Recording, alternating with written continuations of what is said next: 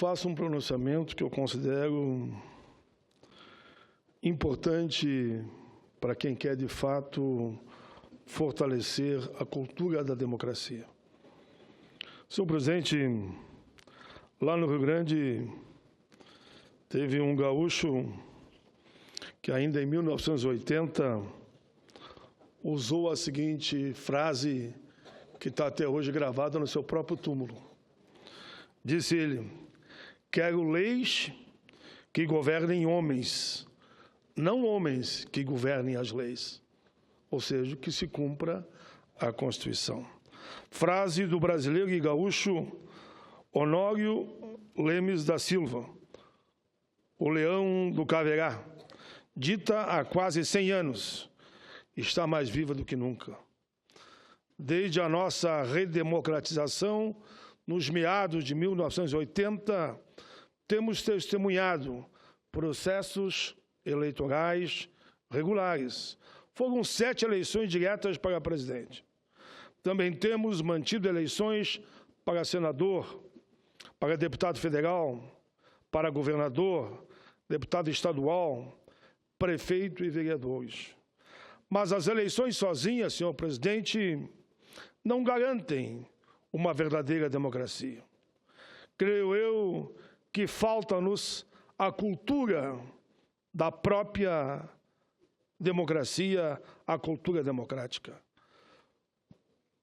Os grilhões do Estado repressor e policialesco, iniciado com o positivismo de 15 de novembro de 1989, ainda não foram arrebentados.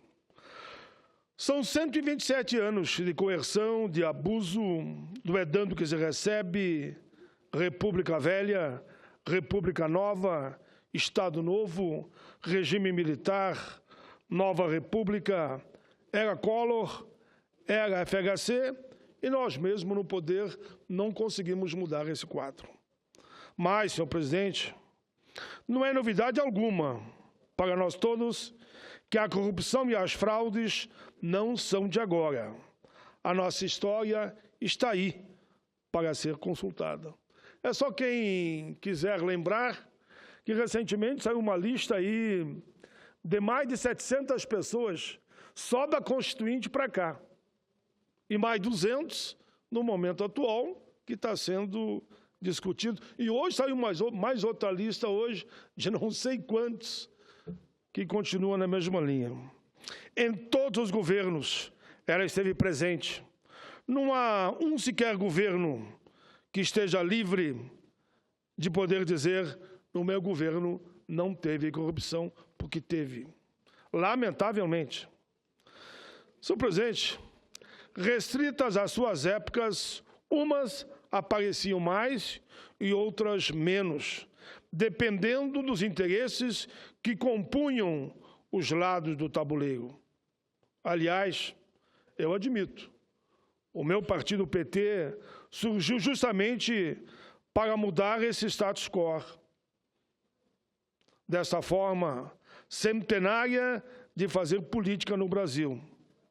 Infelizmente, não conseguiu. A cultura democrática pressupõe-se que a lei é para todos, independentemente de partido, grei política, posição social ou econômica. A balança da justiça, a efígie da República e o espírito do Legislativo não podem usar pesos e medidas diferentes. A punição seletiva demonstra uma parcialidade característica dos regimes antidemocráticos e ditatoriais. Dessa forma, como as cartas são dadas, o Brasil só tende a caminhar para trás. E nós não queremos ditadura nunca mais. O Executivo, o Legislativo e o Judiciário estão perdidos em suas próprias atribuições, uma hora confusa e outra hora promíscuas. Senhor presidente, aí vem a pergunta: será que os homens que estão à frente desses poderes possuem aquilo que eu estou aqui defendendo, a cultura democrática suficiente para fazer valer o respeito às leis, à Constituição cidadã e à frase leis que governem os homens, não homens que governem as leis. Senhor presidente, cada um deve compreender seu papel dentro da democracia, ainda mais num tempo em que os acontecimentos são tão imediatos e que a cobrança por respostas concretas são em tempo real, pautadas em juízo de valor e não mais em dogmas. Por isso, esse debate se faz urgente. A ausência de cultura democrática faz com que a sociedade esqueça um direito adquirido e nem se dê conta da perda dele. O bem melhor de uma nação é a democracia. Da mesma forma, atuam muitos a pregar o ódio, o revanchismo, a quem pensa diferente, a agressão, a violência. Isto é inadmissível. Aqui, senhor presidente, uma outra questão. Até quando os brasileiros vão se submeter a essa situação de uma política antidemocrática, de ódio e de violência? A democracia só tem sentido se for posta em prática, e isso predispõe o povo determinando. Continuamos pecando e não entendendo que o Brasil é dos brasileiros. O povo está cada vez mais esclarecido. A mesquinhez de grupos e sua suposta moralidade, uma vez ou outra, coloca o Brasil à deriva. Se há erros, existem, claro, e são muitos, cabe a todos nós resolvê-los. Mesmo havendo erros, pode-se ver algo positivo neles, ou seja, eles vêm dar maior sentido à cultura democrática e à transparência absoluta, levando à construção de uma relação mais sólida das pessoas com as instituições. Creio que aos poucos vai havendo o entendimento de qual o papel de cada um. Senhor presidente, senador Telmário Mota, o Brasil vem atacando os sintomas da doença. A corrupção é um exemplo. Nunca tantas pessoas foram e estão sendo investigadas no Brasil, presas, muitas já condenadas. Queiram ou não, isso é uma situação inédita no nosso país. Quando se viu tantos políticos, tantos mega empresários na cadeia? É sinal que o Brasil avançou. Mas as causas da doença, senhor presidente, não podem ser deixadas de lado. Não há essa preocupação. Que causas são essas? Faço esse questionamento e vou levando o meu pronunciamento. O país atravessa uma crise política com certeza forte, que está sendo carimbada como a maior de todas, com números astronômicos, falando de tudo um pouco, de propina, lista de nome, como eu falava antes, na abertura, saindo todos os dias. Dizem que já ultrapassa de 1000, fazem a festa dos veículos de comunicação e das redes sociais. Vossas Excelências sabem muito bem a minha opinião. Lugar de corrupto e corruptor é devolver em dobro o que roubaram e cadeia.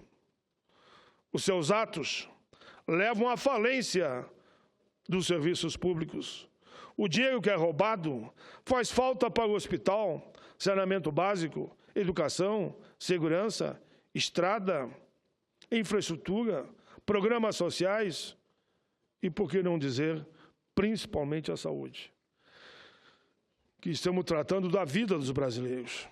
Creio que o Brasil passa por um momento único, o de atacar as causas da doença, que, no meu entendimento, entre outros, está o status quo da política vigente. Se há, de fato, o compromisso com o país, temos que, a partir dessa crise que vivemos, a mais acentuada nesses últimos anos da República, reconstruir o nosso status quo político. Penso, senhor presidente, aqui eu estou deixando uma proposta objetiva, além de uma análise que fiz, penso numa assembleia temática e exclusiva para tratar, senhor presidente, da reforma política, partidária e eleitoral. Isto, sim, seria o primeiro passo para um grande entendimento nacional. Os membros seriam eleitos pelo voto direto, com financiamento público. Não teria financiamento de ninguém. E eles, depois de eleito, não poderiam concorrer no próximo pleito. Quem mantém mandato parlamentar também não poderia estar entre aqueles que iam construir essa proposta via uma assembleia exclusiva de uma reforma política, partidária e eleitoral. Senhor presidente, outro pré-requisito para esses seria serem ficha limpa. Findados os trabalhos, haveria a dissolução desta Assembleia. Senador Telmário Mota, para não fique nenhuma dúvida, essa Assembleia trabalharia todo o ano que vem para apresentar uma proposta discutida de baixo para cima com todo o povo brasileiro, sem prejuízo dos trabalhos aqui no Congresso Nacional. Depois, sim, de uma reforma política, partidária e eleitoral, nós disputaríamos, então, o novo pleito. É fundamental ter claro que aqui na minha proposta, em nenhum momento, eu boto em perigo as conquistas sociais e trabalhistas da Constituição Cidadã de 1988, e eu estive lá, como dizia Ulisses Guimarães, uma das mais avançadas do mundo, fruto do anseio popular e de muitos que tombaram pela democracia e liberdade, estão ali garantidas. Recentemente, senhor presidente, o ministro Luiz Roberto Barroso, do Supremo Tribunal Federal, disse a seguinte frase amplamente divulgada pelo país, abre aspas, a política morreu, porque não temos um sistema político que não tenha um mínimo de legitimidade. O sistema deu uma centralidade imensa ao dinheiro e à necessidade de financiamento e se tornou um espaço de corrupção generalizada. Fórum por prorrogativa de função é um desastre para o país.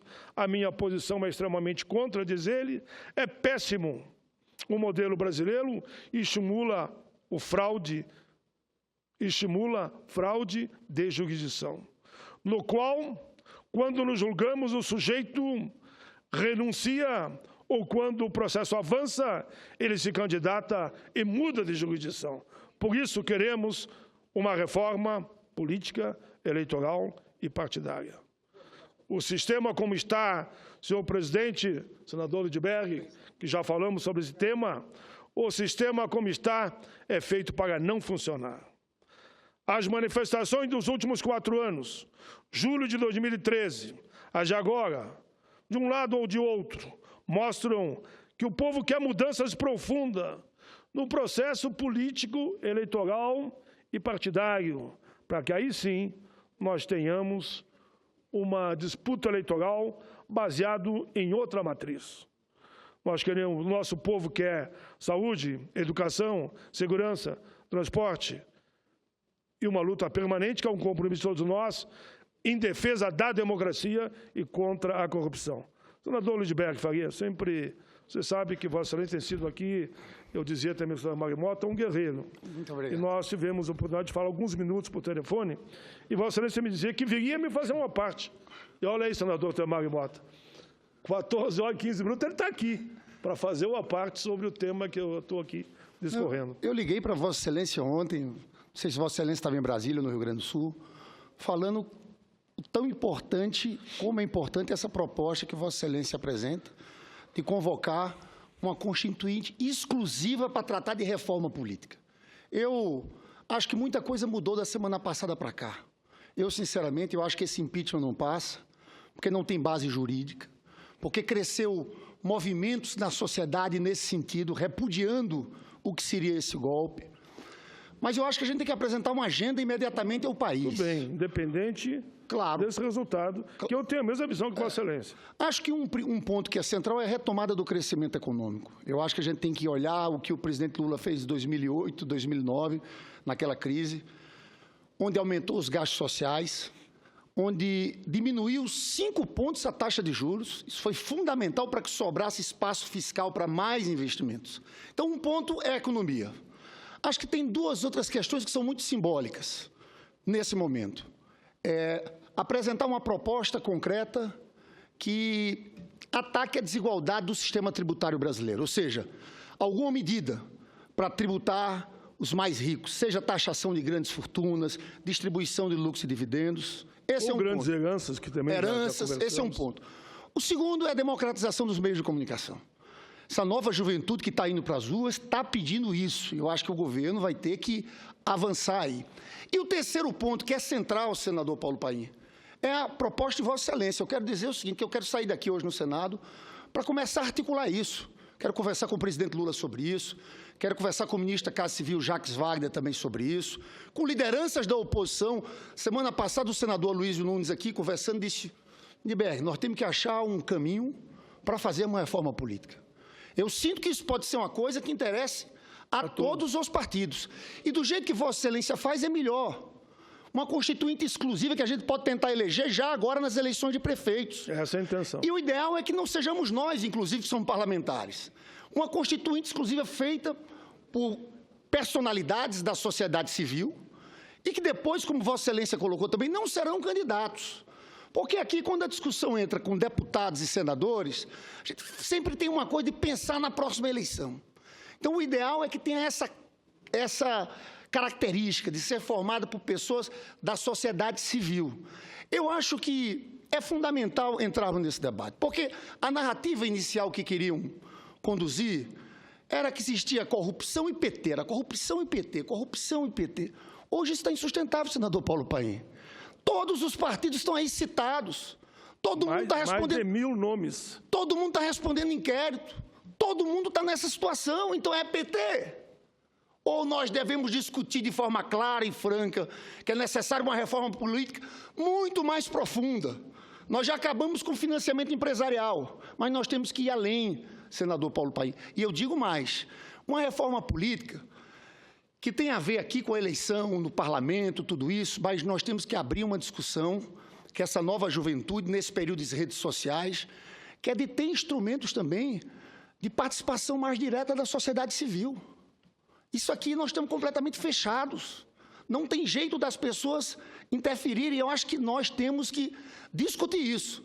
Como também, dentro dessa reforma política, a gente deixar essas casas parlamentares mais permeáveis à participação direta da população também. Então, eu quero aplaudir o posicionamento de Vossa Excelência. Acho que Vossa Excelência saiu antes, saiu na frente nisso aqui, mas eu inclusive, acho que Vossa Excelência tem que conversar com as lideranças da oposição também. Vossa Excelência é muito respeitada aqui nessa casa, mas eu já estou nesse movimento. Tentar articular com amplos setores para que a gente faça uma constituinte exclusiva sobre reforma política, eleições, sobre a nossa vida partidária aqui no país. Parabéns a Vossa Excelência, senador Paulo Paim. Muito obrigado, senador Ludberg Faria. Eu, quando me debrucei sobre esse tema, questão de uma semana que venho tratando disso, estamos com uma equipe de consultores elaborando uma proposta que, naturalmente, antes de apresentar, eu apresentarei aos senhores, que ela vai no sentido de tudo que nós falamos aqui nesse momento. Uma proposta que não é contra ninguém, é a favor só do povo brasileiro. Esse é o objetivo, e uma proposta que consolida, mais do que nunca, o processo democrático, e que não haverá nenhum atalho para esse ou aquele chegar ao poder sem for pelo voto direto, como manda a nossa Constituição. Mas, enfim, eu termino aqui dizendo, senhor presidente, as classes sociais se movimentam na perspectiva também de um novo sistema partidário eleitoral. Tenho conversado com muita gente. Se entendermos esse processo histórico, se compreendermos que precisamos ultrapassar esse limite, aí sim estaremos fortalecendo o Estado democrático e de direito e, naturalmente, a política na sua maior extensão. Aí sim estaremos dando oportunidade, estaremos sim oportunizando um verdadeiro diálogo com toda a sociedade. Fica aqui, então, senhoras e senhores, a minha ratificação pela ideia de uma Assembleia temática e exclusiva sobre reforma política, partidária e eleitoral. Um caminho necessário para a radicalização da democracia, dos direitos da cidadania, para uma República Brasileira mais humana, voltada aos verdadeiros interesses do nosso povo. Uma República Brasileira que trate igualmente os iguais e desigualmente os desiguais, na exata medida de suas desigualdades. Senhor presidente, esse é o meu pronunciamento. É o único tema que hoje eu mesmo gostaria de falar e é com satisfação que eu vou assumir a presidência para ouvir Vossa Excelência. Senador Paulo Paim, eu queria que Vossa Excelência me aguardasse um pouco aí na tribuna, que eu queria fazer uma parte a Vossa Excelência. Primeiro, eu quero parabenizar a Vossa Excelência por essa luz que Vossa Excelência traz nesse momento que estamos todos praticamente ilhados. Executivo, Legislativo. Desde o início, eu digo que a crise ela não começou econômica, ela começou uma crise política. E essa crise política, ela contaminou a crise econômica e a crise social que hoje a nação atravessa. Sem nenhuma dúvida, Vossa Excelência acena com uma oportunidade que nós podemos visualizar aqui num país vizinho, no bom sentido. Porque a Itália, quando fez a Operação Mão Limpa, eles avançaram, o judiciário avançou bastante, fez um grande leque em busca de punir todos aqueles que desviaram de suas funções. Mas, no final, o judiciário ficou impotente para dar a sustentação àquela belíssima ação que eles fizeram, que foi a Operação Mão Limpa. De ordem que, assim que elegeram um primeiro-ministro que dominava o império das comunicações, que não era democratizada lá na Itália, ele conseguiu quase que neutralizar ou derrubar, digamos assim, aqueles avanços, aquelas amarras que foi colocada na grande ação judiciária na Itália. Então, Vossa Excelência vem com uma grande lucidez, porque todo mundo sabe, isso aí já está bem já esclarecido, a sociedade já começa a mostrar em pesquisas que a sociedade já, 56% já não quer o impeachment, porque a alternativa de poder já tem uma rejeição de 87%. Uma alternativa de poder que assustou o ministro Barroso. Meu Deus! É essa a nossa alternativa? Ministro do Supremo. Que, consequentemente, assustou o povo brasileiro.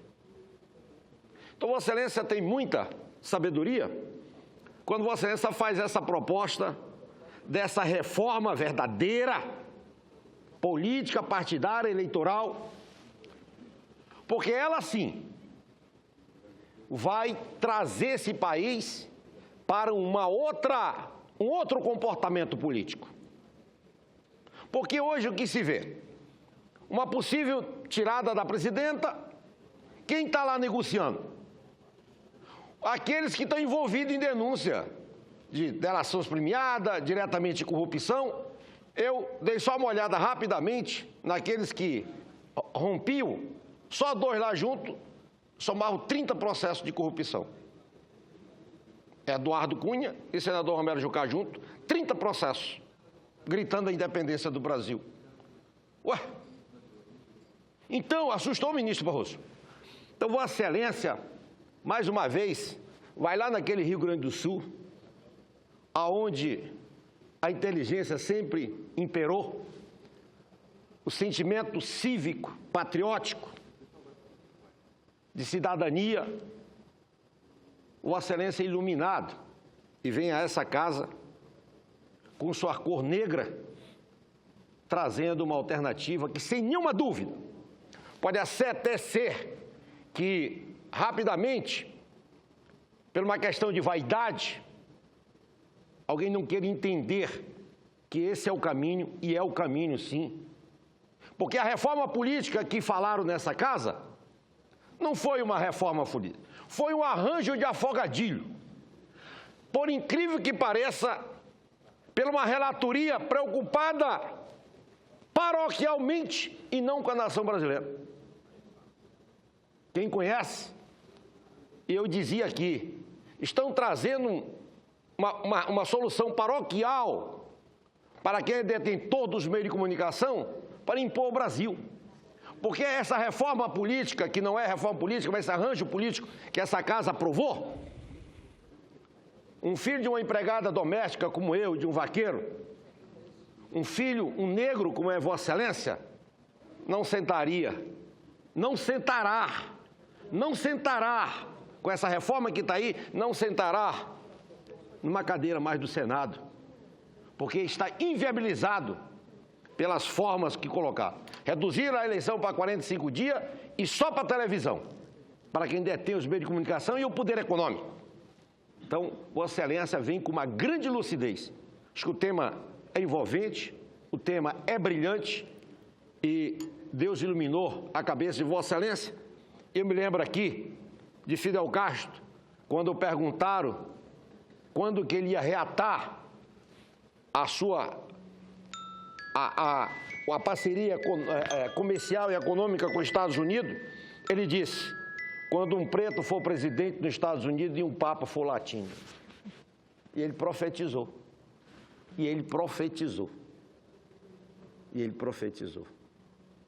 Cuba hoje começa a reatar a sua parceria com os Estados Unidos, com um presidente negro e um papa latino.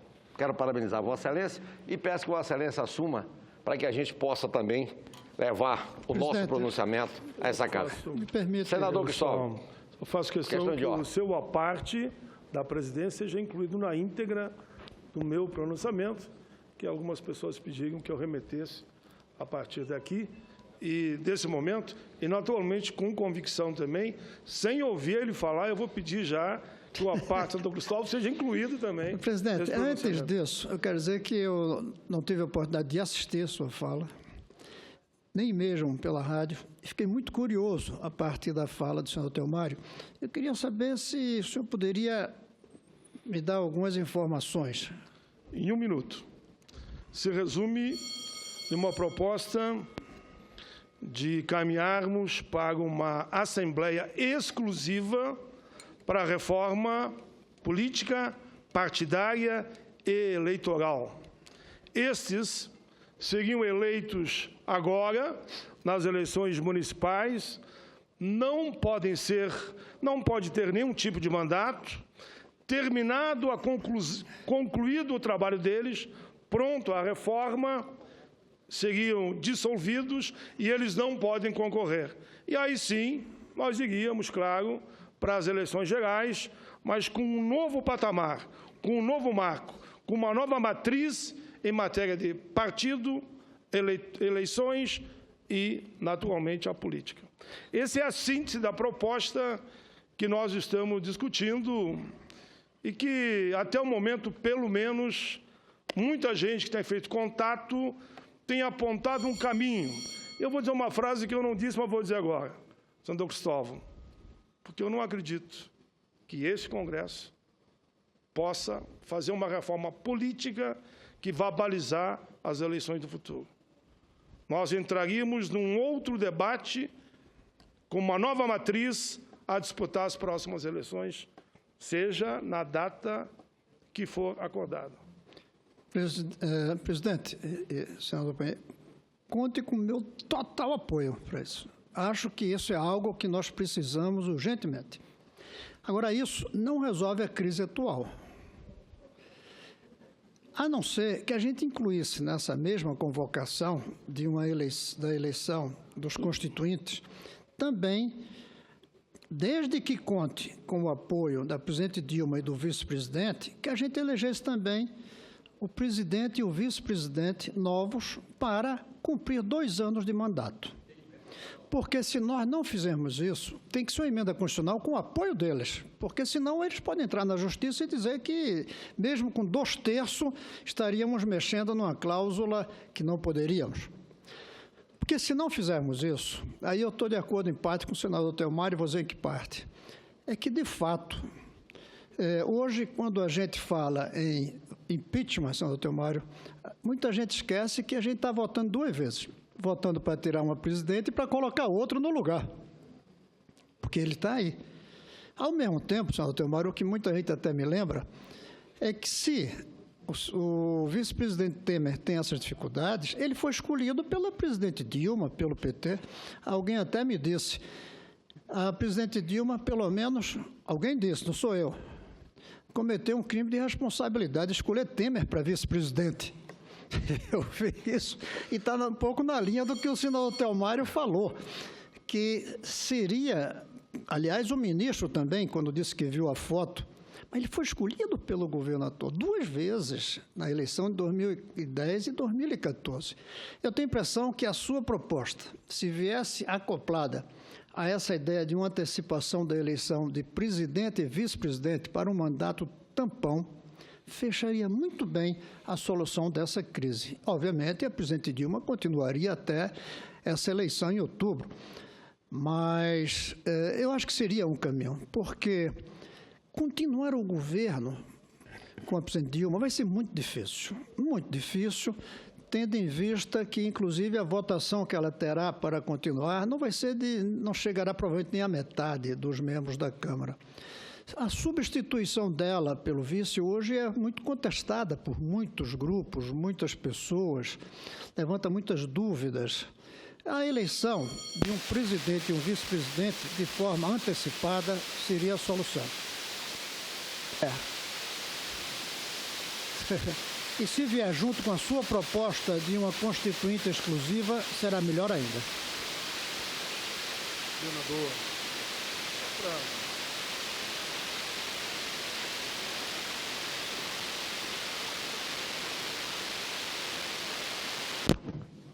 Pronto, resolvido. Conspiração. Então, primeiro, senador Theomar, cumprimentando Vossa Excelência pelo pronunciamento, e lembrei eu aqui, Vossa Excelência do PDT, consequentemente, tem uma raiz, as raízes da sua vida muito ligadas a Leonel Brizola, a Getúlio Vargas.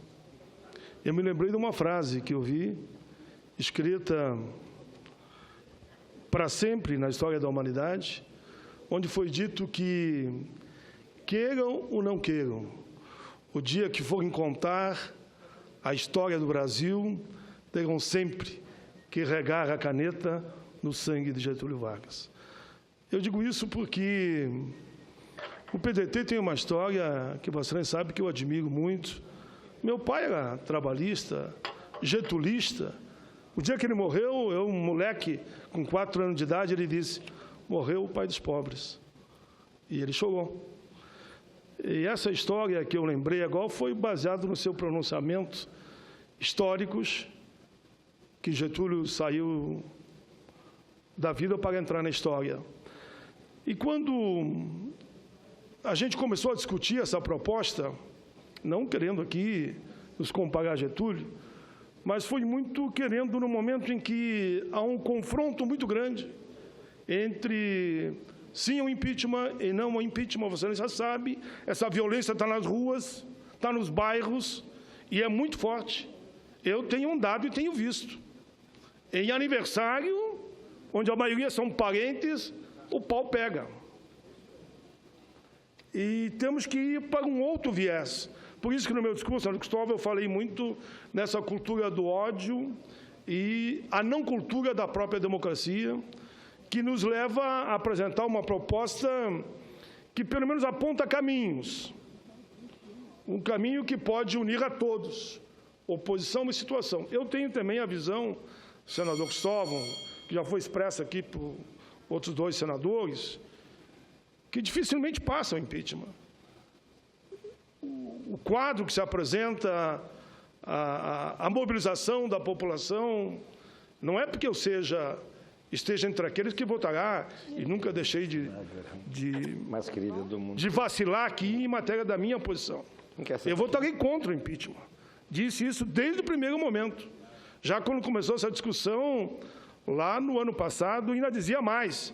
Botem logo a votar isso aí, porque o país não pode ficar eternamente nessa expectativa do dia que vão votar um tema que está prendendo a atenção da maioria da população a nível nacional e, eu diria, até a nível internacional, com um prejuízo enorme para a economia. O impeachment, o processo está dado. É irreversível, senador Teomário.